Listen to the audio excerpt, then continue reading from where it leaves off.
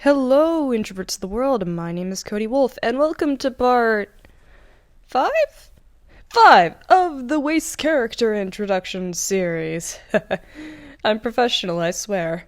Anyways, folks, this time we'll be getting into species lore and a new character, so this should be fun. Let's get into it, folks. So before we get into depth about this new character and the design process, a little bit of fluffy dragon lore for you folks.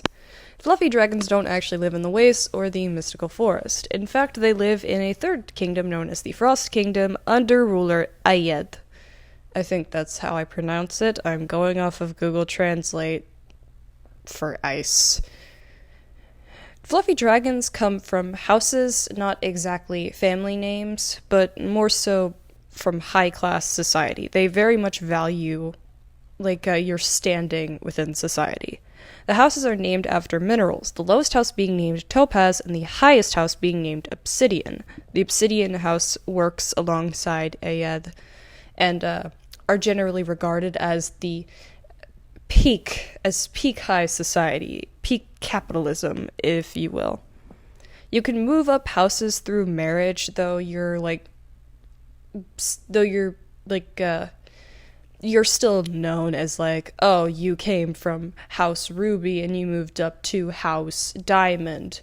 You're still kind of ostracized from the other house members for that, because they're jerks.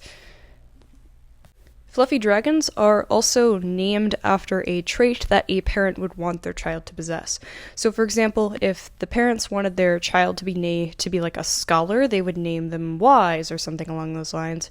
Or if they wanted the child to be an artist, they would name them Muse. Basically, it would be a trait the parents really wanted their child to have. They believed gifting them that name would allow them to gain that trait later on in life. Proud, the character we are going to be talking about today, is from House Obsidian, the highest house, if you can remember. His parents work alongside Ayed, with his father being the ruler's advisor and his mother creating weapons for his army. The parents made a deal with Zorus to have Zorus move to the Waste to work alongside the king, and now he is there to this day of the story. The whole reason the parents made that deal was because they believed having their son be involved in the royal decisions of the Wastes would further boost their standing in high society.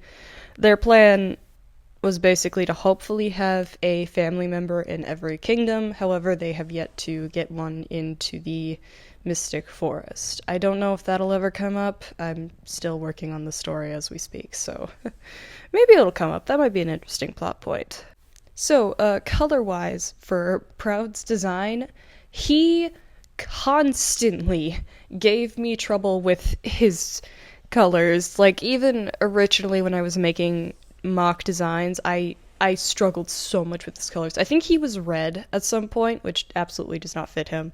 I primarily used purple for his design to give off this air of royalty. I feel like I did a good job with that. And the newer design now with the more white coat, the off-white purplish coat, gives off a little bit more of an ice vibe along with the blue in his suit. Which, fun fact, I originally added because I remembered that in one of his original designs he had blue tufts on his ears, which I don't know where that came from. So I basically just used that blue for his suit, and it ended up working, so it worked out in the end. I guess the weird blue ear tufts came in handy after all. Though in his more in the design before this one, which was the more proper design, he didn't have a tail. I gave him a more cat-like one in this design, since a lot of fluffy dragon tails tend to be fluffy instead of the normal scaly lizard kind with the thing at the end. I can't remember what it's called. I also kept the sideburns, which were a pretty staple part of his design. I've always intended for him to have sideburns, so he kept those. I also gave him a little bit of a goatee. Fun fact, fluffy dragons, they tend to have really outgrown manes, and Proud shaves his mane down. So if he were to like let it grow out, which he probably would if it was a colder environment, he would look like this. Adorable, ain't it? Proud is a character that I want to at first come across as like cold and distant. You don't really know what he's thinking of behind those eyes, and he kind of looks like he doesn't show much emotion, but he just has walls that you gotta break down, and then he'll show a more softer and fluffier side, I guess is the appropriate word to use. Now, for those of you who don't remember, in the Warren video, I implied that a character later on it had actually a relationship with Warren, and Proud is that character. The two got together a bit after Proud arrived to the Waste, and something happened that caused Proud to just completely cut ties with Warren. No, like, warning at all, just complete silence. And Warren still isn't really happy with him, but as he's like grown up, he isn't completely bitter about it anymore. This happened like when they were in their like maybe mid-20s, now they're in their early 40s. So this happened a bit ago. So he isn't like completely bitter like he was when this first happened. He's grown out of it a bit. Though I think Proud's relationship with Malo is very interesting, as at first he tries not to get close with the young princess and only like briefly inquires about their magical studies to report back to Zorus. It's very much I only really hang around you because your dad makes me type deal between them, and I think that's very interesting to see how it's expanded upon later on in the story. Overall, it gives a lot of early Owl House Lilith vibes.